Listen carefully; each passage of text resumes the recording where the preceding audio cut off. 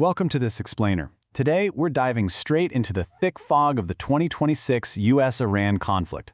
We are going to separate the highly engineered visual spectacles from the cold, hard, statistical realities on the ground. It's a completely fascinating yet incredibly dangerous situation, where, as you'll see, what you see is rarely the whole truth. Okay, let's just jump right in. Here is our roadmap for today. We'll start with Operation Epic Fury, move on to A Tale of Two Irans, look at the demographic reality, explore the attribution mirage, and wrap up with the risks of escalation. Section 1. Operation Epic Fury. Let's ground ourselves in the timeline that instantly set the entire Middle East on edge. So, Operation Epic Fury kicked off on February 28, 2026. This was a joint U.S.-Israeli air campaign, and it successfully assassinated Supreme Leader Ali Khamenei. And wow, this triggered an almost immediate wave of kinetic military responses. Literally the very next day, March 1st, we saw maritime drone strikes hitting commercial tankers.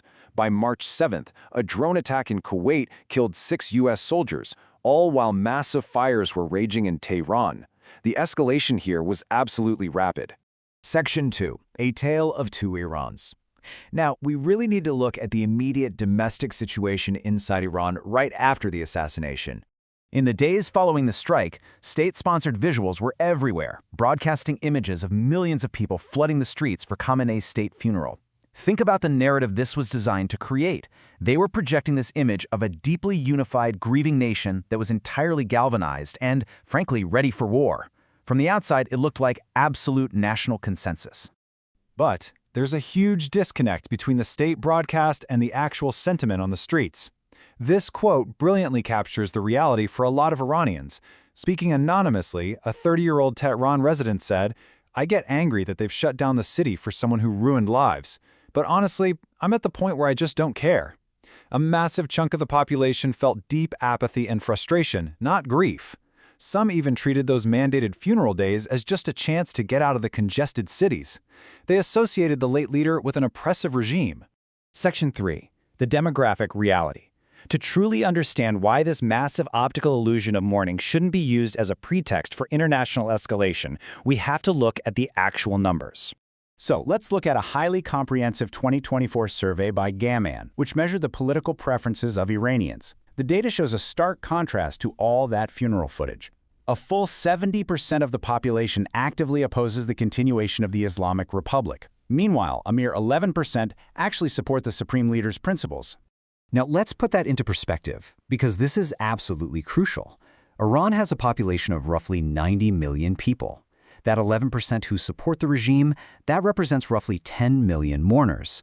That means there are a staggering 80 million citizens who did not mourn, with 63 million of them actively opposing the regime. So assuming the entire nation is united for military escalation, just based on funeral attendance, it's a deeply flawed reading of the actual demographics. Section 4. The Attribution Mirage. Shifting from internal politics to the external battlefield, we run into a dangerous technological convergence that changes everything we know about modern warfare.